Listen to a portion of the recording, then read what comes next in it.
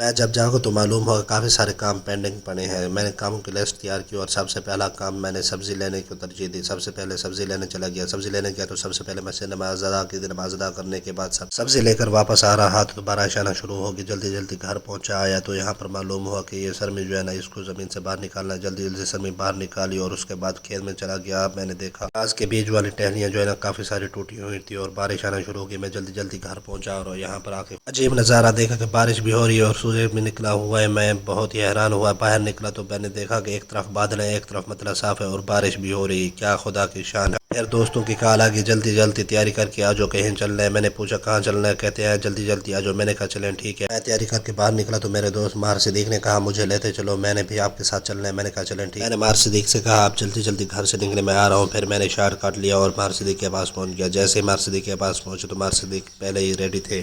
میں نے مار صدیق کو پک کیا اور ہم باتوں باتوں میں جلدی جلدی ہم پہنچ گئے اپنے دوست قاسم کی دکان پر۔ وہاں پر پہنچے تو سب ریڈی تھے اور انہوں نے کہا بس اب جلدی جلدی واپس مڑے اور چلے۔ پھر میں نے دریافت کیا، مجھے معلوم ہوا کہ اب ہم افطاری پر جا رہے ہیں۔ ہم 10 کلومیٹر سفر ادا کرنے کے بعد ہم پہنچے افطاری کرنے کے لیے بسم اللہ ہوٹل پیر چوکی موڑ پر۔ ہوٹل پر قاسم، ناظم اور وقاص پہلے ہی پہنچ گئے تھے کیونکہ ہمارا پیٹرول ختم ہو گیا تھا اور ہم پیچھے ہی کھڑے ہو گئے تھے اور یہ چلے گئے تھے، ہم لیٹ ہو گئے تھے۔ قاسم یہاں پر ہمیں لان تان کر رہا ہے اور پھر ہم نے روزہ افطار کیا۔ روزہ افطار کرنے کے بعد نماز ادا کی۔ نماز ادا کرنے کے بعد پھر ہم نے واپس گھر کی راہ لی۔ یہاں پر راستہ اتنا خطرناک تھا کہ میں آپ کو بتا نہیں سکتا۔ اندھیری رات تھی اور ڈر لگ رہا تھا، ڈر سے اور ہم ڈرتے ڈرتے ہم جب پہنچے اپنے چوک پر، وہاں پر پھر ہم نے آتے ہی بوتل ایک منگوا لی کوک کی اور ٹھنڈی ٹھنڈی بوتل پی تو سکون سا آ گیا۔